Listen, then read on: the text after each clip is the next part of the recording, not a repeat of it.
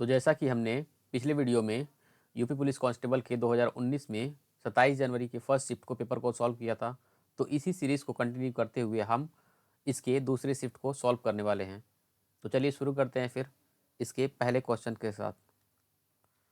पहला क्वेश्चन पूछा है हमसे, वह छोटी से छोटी संख्या कौन सी है जो 12, 20 और 24 द्वारा विभाजित किए जाने पर प्रत्येक दशा में शेष 8 बचता है।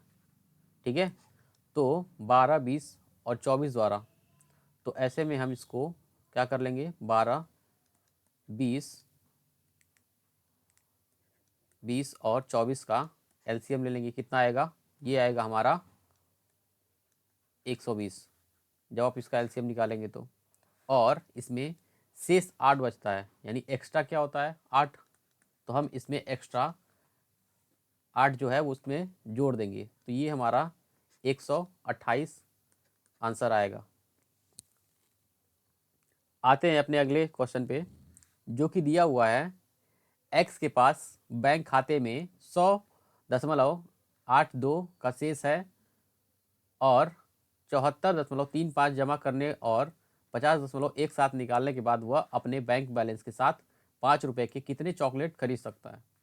तो अवेलेबल बैलेंस जो है वो 100.82, फिर उसमें ऐड करता है कितना, 74.35 रुपये, फिर क्या करता है, अंततः वह 50.17 रुपये निकाल लेता है।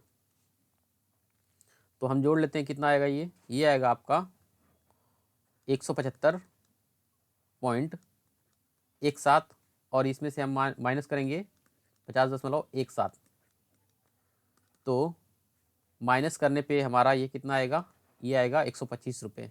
हमसे बोला है कि 5 रुपये के कितने चॉकलेट खरीदे जा सकते हैं, तो 5 से डिवाइड कर सकते हैं हम। डिवाइड करेंगे तो उतने चॉकलेट आ जाएंगे जो कि हम 5 रुपये में खरीद पाएंगे। तो ये कितने आएंगे, 5 से ये कटेगा आपका 25 बार में, यानी कि हम 5 रुपये के 25 चॉकलेट्स को खरीद सकते हैं। अगला क्वेश्चन है, यदि 2x + 3 अनुपात 5x + 4 दिया हुआ है और कॉमा 3:4 का घनानुपात है, तो x का वर्ग ज्ञात कीजिए। तो 2x + 3 बटे में 5x + 4, ये दिया हुआ है 3:4 के रेशियो में। ठीक है, क्रॉस मल्टीप्लाई करते हैं। अच्छा, एक टर्म लिखा हुआ है इसका घनानुपात, तो घनानुपात कर लेते हैं हम इसका। ये आएगा 2x + 3 बटे में 5x + 4 बराबर 3 का क्यूब कितना होगा, ये होगा आपका 27, 4 का 64, ये आपका आएगा 128x + 192 बराबर 135x + 108। x को इधर भेजेंगे तो कितना होगा, ये होगा आपका घट के 7x, और 108 को 192 की साइड भेजेंगे, घटाने पे कितना आएगा, ये आएगा आपका 84, यानी यहाँ से हमारी x की वैल्यू जो है वो 12 निकल के आती है। तो हमसे पूछा है x का वर्ग ज्ञात कीजिए।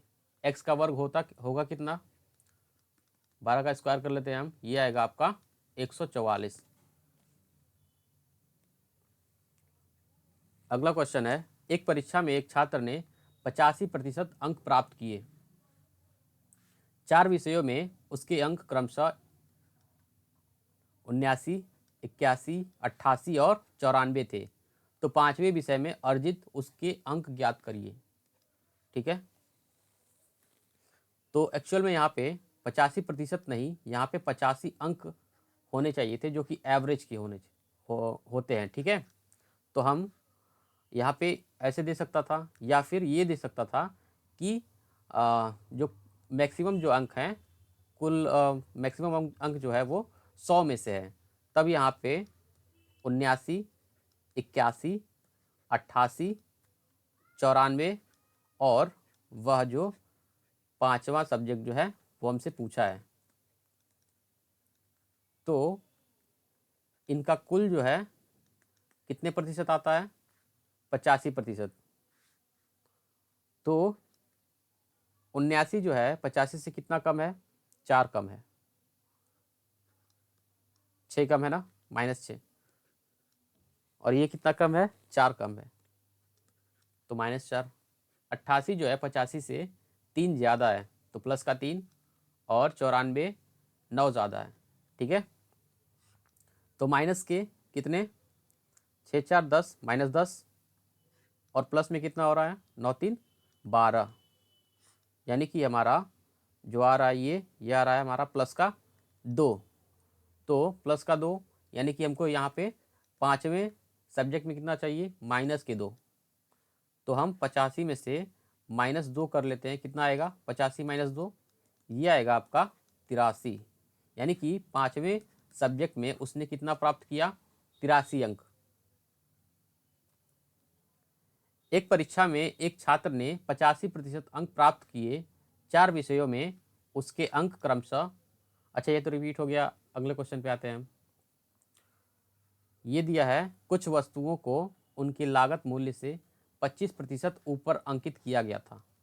इस तरह की वस्तुओं में से एक को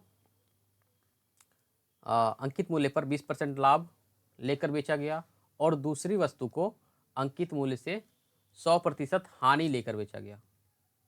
ठीक है, तो 100 दिया है यहाँ पे, और ये जो है क्रय मूल्य है। दो वस्तुएं हैं, पहले को और दूसरे को, दोनों का अंकित मूल्य उसने कितना रखा हुआ था, 25% ऊपर, यानी कि 125, और पहले पर उसने 20% का लाभ लेकर बेचा। तो 20% का लाभ लेकर बेचा यानी कि 1/5 फ्रैक्शन में, और लाभ हुआ तो यानी कि 6/5। तो यहाँ पे हम 20% का लाभ लेते हैं तो कितना होता है, 5 से ये 25 बार में, और 25 × 6 कितना होगा, 150, यानी कि 150 रुपये में इसने पहली वस्तु को बेचा, और दूसरी वस्तु को उसने 10% की हानि लेकर बेचा। 10% का फ्रैक्शनल वैल्यू कितना होता है, 1/10, और हानि हो रहा है यानी कि 9/10। तो हम 9/10 कर लेते हैं यहाँ से, माफ करिएगा, यहाँ पे 8 नहीं होगा, 10 होगा, 10 ले लेते हैं यहाँ पे। तो ये आपका निकल के आएगा 112.5 रुपये। तो ओवरऑल कितना बेचता है, कितने में, ये बेचता है आपका 262.5 रुपये। अच्छा, क्रय मूल्य थी कितनी है दोनों की, 100 यानी कि 200 का इसका क्रय मूल्य है, और बेचता कितने में है, 262.5 रुपये में। कितने ज़्यादा में बेचता है, 62.5 में। कितने पे, क्रय मूल्य यानी कि 200 रुपये पे। हमको रेट निकालना है तो इंटू 100 कर दीजिए यहाँ से, तो 20 से 20 कट गया। यहाँ पे आएगा हमारा कितने प्रतिशत लाभ होगा, ये आएगा आपका 31.25%। अगला क्वेश्चन दिया हुआ है 30% और 10% की दो अनुक्रमित छूट देने के बाद एक वस्तु 945 रुपये में बेची गई। ठीक है, वस्तु की लागत मूल्य क्या होगी। तो मान लेते हैं कि वस्तु की लागत x रही होगी, तो इस पे हमें दो छूट देना है, 30% और 10%। ठीक है, तो 30% का जो फ्रैक्शनल वैल्यू होता है वो होता है 3/10। तो हमको इसका क्या करना है, छूट देना है, तो ये हो जाएगा आपका 7/10। इसी तरह 10% का फ्रैक्शनल वैल्यू जो होता है 1/10, और इसका हम छूट कर रहे हैं तो ये हो जाएगा आपका 9/10। यानी कि दो छूट देने के बाद ये कितना हो रहा है, 7/10 गुणे 9/10, और इन दोनों छूटों के बाद ये हमें कितने रुपए का पड़ता है, 945 रुपये का। तो 9 से ये एक बार में, और 45 5 बार में, तो 7 से ये 15 बार में काटेंगे, तो x का मान कितना आ जाएगा आपका, 1500 रुपये। ठीक है, आते हैं अगले क्वेश्चन पे। हाँ, ये दिया हुआ है 10% ब्याज पर 2 वर्ष की अवधि के लिए एक निश्चित मूलधन पर साधारण ब्याज चक्रवृद्धि ब्याज से 1 रुपये कम है। ठीक है, तो 2 वर्ष में SI यानी सिंपल इंटरेस्ट साधारण ब्याज जो है वो कितना हो जाएगा, 2 का 10 से मल्टीप्लाई करेंगे तो ये कितना हो जाएगा आपका 20%। और CI में कितना होगा, CI में हम इसका सक्सेसिव ले लेते हैं तो 10 + 10 और 10 का इंटू 10 करेंगे तो कितना आएगा 100 बटा में 100, तो 100 से 100 कटेगा तो ये कितना आएगा 21%। यही हमको डिफरेंस दिया है 1 रुपये और परसेंटेज में कितना है 1%, तो 1% की वैल्यू कितनी हमारी दी हुई है 1 रुपये, तो 100% की वैल्यू 100 रुपये। ठीक है, तो 100 रुपये हमारा क्या होगा, ये होगा आपका मूलधन। आते हैं अगले क्वेश्चन पे। 10% वार्षिक ब्याज दर पर 3 वर्ष के लिए 2000 के मूलधन पर चक्रवृद्धि ब्याज और साधारण ब्याज के बीच का अंतर। तो ऐसे क्वेश्चंस में जब दिए होते हैं इस तरह से चक्रवृद्धि ब्याज और साधारण ब्याज के अंतर, तो आप ट्री वाले मेथड से कर सकते हैं। यानी कि वैसे तो मूलधन दिया हुआ है, लेकिन कैलकुलेशन को कन्वीनियंट बनाने के लिए आप 10 पे घात 3 ले सकते हैं। तो यहाँ पे कितना आएगा 1/10 यानी कि 10 का स्क्वायर, 10 का स्क्वायर और यहाँ पे 10 का स्क्वायर। ये जो आपका सीरीज चल रहा है ये चल रहा है आपका SI में यानी कि साधारण ब्याज में। और यहाँ पे ऐसे 1/10 बनाएंगे तो कितना आएगा, ये 10 आएगा, इसका 1/10 यानी कि 10 और इसका यहाँ पे 1/10 यानी कि 1। ठीक है, और ये जो कंप्लीट जो होता है ये क्या होता है आपका CI। तो हमको अंतर निकालना है, तो 10 पे घात 3 का मतलब क्या 1000। 1000 का जो वैल्यू है वो क्वेश्चन में गिवन है कितना 2000, और हमसे तो पूछा है अंतर। अंतर कितना है, ये हमारा क्या है अंतर है 10, 10, 20 और 1, 21।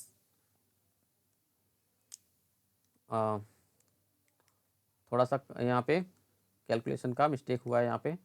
तो यहाँ पे हमने इसका 1/10 लिया और इसका भी 1/10 लिया, साथ ही हमको इसका भी 1/10 लेना है तो यहाँ पे 10 आएगा। फिर हम इसका 1/10 यानी कि 1 लाएंगे, तो ओवरऑल कितना आया हमारा अंतर, यह आया हमारा 31। 3 0 से 3 0 कटा, यहाँ पे कितना आएगा 62 रुपये। 62 रुपये आएगा। 3 साझेदार X, Y और Z ने लाभ साझा किया। यदि कुल लाभ 3000 रुपये था, X का लाभ Z के तुलना में 400 रुपये कम है और Y का हिस्सा Z की तुलना में 200 रुपये कम है। तो चलिए रेशियो बनाते हैं इसका, X ratio Y ratio Z। अच्छा, Z को हम X मान लेते हैं, यहाँ पे X दिया हुआ है ऑलरेडी, तो ये हम मान लेते हैं कि ये आपका P दिया हुआ है। ठीक है, तो यहाँ से हम देखते हैं कि X का हिस्सा जो है Z से 400 रुपये कम है, तो X का कितना हो जाएगा P - 400। ठीक है, और जो Y का होगा वो Z से 200 रुपये कम है यानी कि P - 200। ओवरऑल जो प्रॉफिट है वो रुपयों में कितना दिया है 3000 रुपये। तो हम रेशियो को जोड़ते हैं, कितना आएगा रेशियो 3P - 600 और बराबर में कितना है ये 3000, 3000 यानी कि 3000। तो 3P की वैल्यू कितनी है 3600 यानी P की वैल्यू यहाँ से कितनी आ जाएगी 1200 रुपये।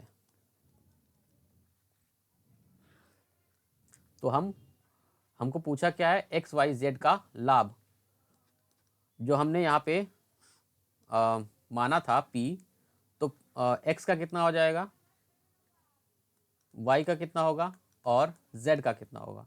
ZP है यानी कि 1200 रुपये, Y 200 रुपये कम है यानी कि 1000 रुपये, और X जो है 400 रुपये कम है तो यहाँ पे 800 रुपये। रेशियो में है तो 0 से 0 काट देते हैं सभी के, और यहाँ पे कितना आएगा 4:5:6। यही हमारा हमारा जो है फाइनल रेशियो आएगा किसका, प्रॉफिट का। एक परिवार में माता पिता और 3 बच्चे हैं। कितने लोग हैं टोटल, माता पिता 2 और 3 बच्चे यानी कि 5 लोग टोटल हैं। यदि माता पिता की औसत आयु 36 वर्ष है तो माता पिता का टोटल एज जो है कितना हो जाएगा 72 ईयर्स, और बच्चे की औसत आयु 10 वर्ष है। तो एक बच्चे की जो है 10 वर्ष, हाँ 10 वर्ष दिया हुआ है, 3 बच्चे का कितना होगा इंटू 3 यानी कि 30 वर्ष। तो टोटल परिवार में कितने वर्ष हो जाएंगे यहाँ पे 102 वर्ष, और कितने लोग हैं टोटल 5 लोग हैं। तो यहाँ से हमारा औसत आयु कितना निकलेगा, ये 20 बार में जाएगा आपका, और ये 0.4 यानी कि 20.4 वर्ष परिवार की औसत आयु होगी। आते हैं अगले क्वेश्चन पे। 18 वस्तुएं 15 की औसत कीमत पर बेची गई। ठीक है, 18 वस्तुएं 15 की औसत कीमत पर बेची गई, यानी टोटल कितना रुपया लगा 18 × 15। 12 वस्तुओं की लागत कीमत प्रति वस्तु 16 रुपये थी। तो इसने क्या किया कि 12 वस्तुओं को 16 के रेट से बेच दिया। तो ये बोला है शेष 6 वस्तुओं में से प्रत्येक का लागत मूल्य ज्ञात करें। तो 6 वस्तु का हमको पता नहीं है कि कितने रुपए में बेचा है 6 वस्तुओं को, तो हम मान लेते हैं x, और बराबर हम इसलिए बोलेंगे क्योंकि यहाँ पे ना तो लाभ और ना ही हानि हुई है, इसलिए जितने रुपए में सेल किया है उतने रुपए में ही क्या किया होगा, खरीदा होगा। ठीक है, तो यहाँ से हमारा कितना आ जाएगा, ये आ जाएगा आपका, यहाँ से 6 कॉमन ले लेते हैं यहाँ से, तो 6 से ये 3 बार में, और 15 या 45, और यहाँ पे आ जाएगा 32 प्लस x, यानी x का जो मान है वो आएगा आपका 13 रुपये। यानी कि शेष जो 6 वस्तुएं थी उसको किस रेट से बेचा होगा, 13 रुपये के रेट से बेचा था। अगला क्वेश्चन है, ए 8 दिनों में करता है, बी उसी कार्य को 12 दिनों में करता है, सी वहाँ कितने दिनों में पूरा कर सकता है। तो सी का इंडिविजुअल हमको निकालना है। बाकी यहाँ पे दिया हुआ है यदि वे तीनों मिलकर यह काम को 3 दिनों में पूरा कर सकते हैं, यानी कि ए प्लस बी प्लस सी कितने दिनों में करते हैं, ये 3 दिनों में करते हैं। तो टोटल वर्क हम निकाल सकते हैं यहाँ से एलसीएम लेके, कितना आएगा आपका यहाँ पे 8, 12 और 3 का एलसीएम 24, ये होगा आपका टोटल वर्क। इफिशिएंसी का रेशियो क्या होगा, यहाँ पे ए 8 दिनों में कर रहा है यानी कि इसका एफिशिएंसी कितना है 8 × 24 यानी कि 3 रेशियो, बी का 2 रेशियो, और ए प्लस बी प्लस सी 3 दिनों में कर रहे हैं यानी कि इनका रेशियो क्या होगा 8। तो तीनों का मिला के जो रेशियो है वो तो 8 आ रहा है, लेकिन ए का 3, बी का 2 यानी कि 5 ए बी का, तो सी का जो बच गया वो कितना आया, ये आया 3 रेशियो। तो यही हमसे पूछा है सी कितने दिनों में काम को पूरा कर पाएगा।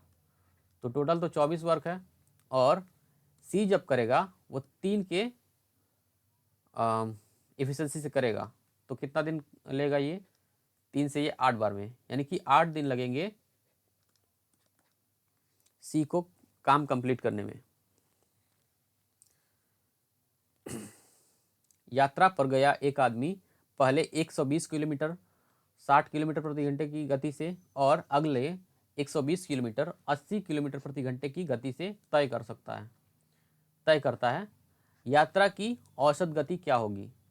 तो 120 किलोमीटर जो है पहले 60 की स्पीड से गया होगा, फिर 120 अगले 120 उसने 80 के स्पीड से गया, तो ये आपका 3 बार में, ये 2 बार में, और ये 2 बार में, यानी कि समय कितना लगा कुल, ये लगा आपका 3.5 घंटे। तो हमसे पूछा है यात्रा की औसत गति क्या होगी। एवरेज स्पीड का फॉर्मूला होता है टोटल डिस्टेंस, यानी कि 120 और 120 कितना हो जाएगा, ये हो जाएगा आपका 240 किलोमीटर। कुल समय कितना लगा, 3.5 घंटे। दशमलव हटाते हैं, 10 लगाते हैं यहाँ पे, ये कितनी बार में जाएगा, ये 2 बार में, ये 7 बार में, और ये आपका 480/7, यानी कि कितना आएगा, ये आएगा आपका 68.57 किलोमीटर प्रति घंटे। तो ये हमारी एवरेज स्पीड निकल के आएगी। अगला क्वेश्चन है, दो कारों की गति का अनुपात 10:11, 10:11 दिया हुआ है। तो पहली कार जो है 10 घंटे में 500 किलोमीटर की दूरी तय करती है, तो स्पीड कितनी हो जाएगी इसकी, 50 किलोमीटर प्रति घंटे, यानी 10 की रेशियो 10 का वैल्यू जो है 50 किलोमीटर प्रति घंटे, तो एक का वैल्यू कितना होगा, 5। और इसी तरह दूसरी कार जो है उसका कितना हो जाएगा, 10 × 5, सॉरी यहाँ पे 11 होगा, हाँ तो यहाँ पे 11 ले लेते हैं, 11 × 5 कितना होगा, ये 55 किलोमीटर प्रति घंटे की गति से चलेगा, यानी कि स्पीड कितना हुआ, 55 किलोमीटर प्रति घंटा।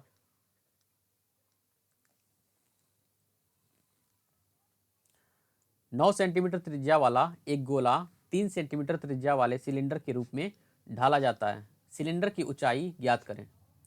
तो जब भी ढाला जाता है ऐसे सवाल आएंगे तो वॉल्यूम सेम ही रहेगा, तो दोनों वॉल्यूम्स को हम क्या करेंगे, बराबर कर लेंगे।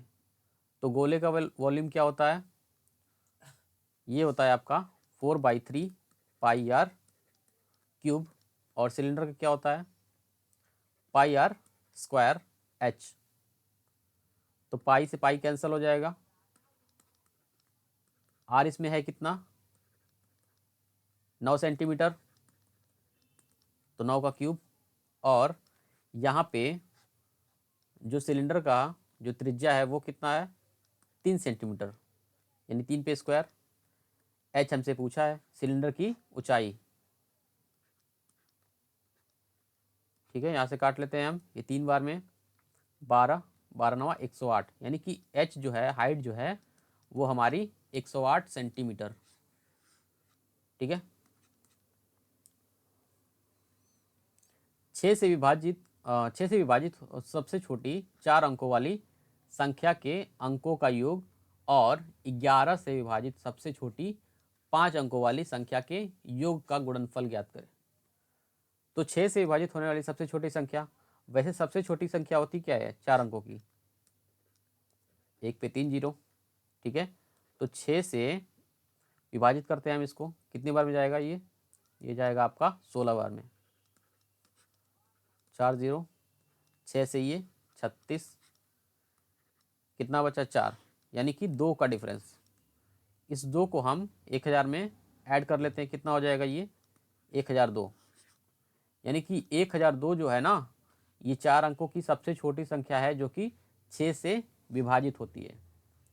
अगला हमसे बोला है कि 11 से विभाजित सबसे छोटी 5 अंकों की संख्या, तो 5 अंकों की सबसे छोटी संख्या 1 पे 4 0, 11 से कितनी बार में जाएगा, ये जाएगा आपका 9 बार में, फिर से 9 बार में,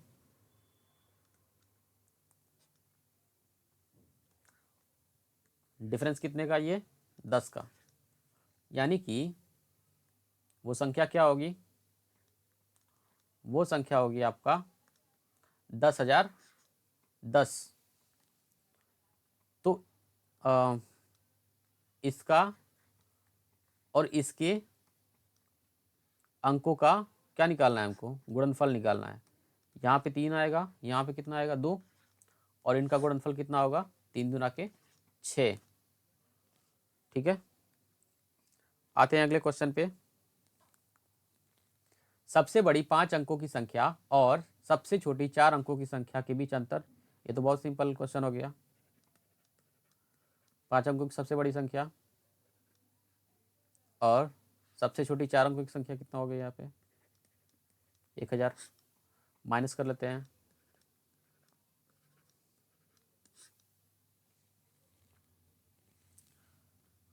अगला क्वेश्चन है, किसी कक्षा के बच्चों के बीच मुफ्त नोटबुक समान रूप से बांटे गए। प्रत्येक बच्चे को मिली नोटबुक की संख्या बच्चों की संख्या का 1/8 थी। यदि बच्चों की संख्या आधी होती तो प्रत्येक बच्चे को 16 नोटबुक मिलती। कुल कितनी नोटबुक बांटी गई?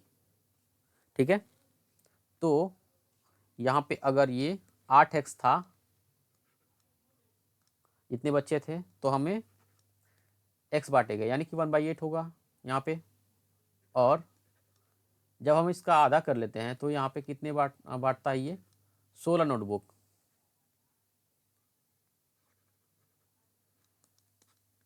बच्चे ये हुए यहाँ पे नोटबुक्स।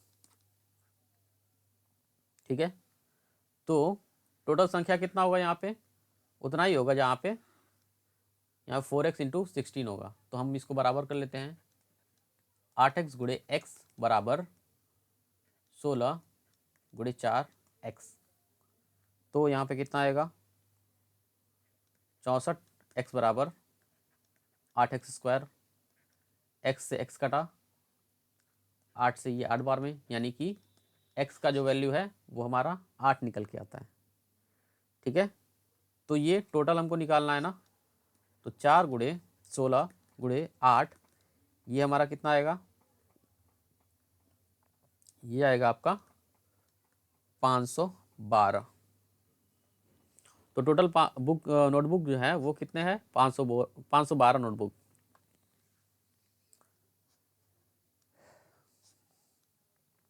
एक इमारत के बीच 11वें मंजिल पर लिफ्ट में जाता है, ठीक है, और 57 मंजिल प्रति मिनट की दर से ऊपर जाता है। तो ये जो 57 मंजिल प्रति मिनट है ये क्या है, ये x की स्पीड है लिफ्ट से जाने के लिए। ठीक है, फिर बोला है y उसी इमारत के 91वें मंजिल पर लिफ्ट में जाता है, ठीक है, और 63 मंजिल प्रति मिनट की दर से नीचे की ओर उतरता है। तो यहाँ पे y की स्पीड हो गई 63 मंजिल प्रति मिनट, तो ये तो ऊपर से नीचे की तरफ आ रहा है और x जो है नीचे से ऊपर की तरफ जा रहा है। जब ये x जो है वो 11वीं मंजिल पर होगा,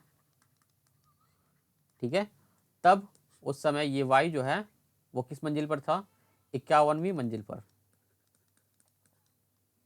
तो y का स्पीड जो है वो कितना है।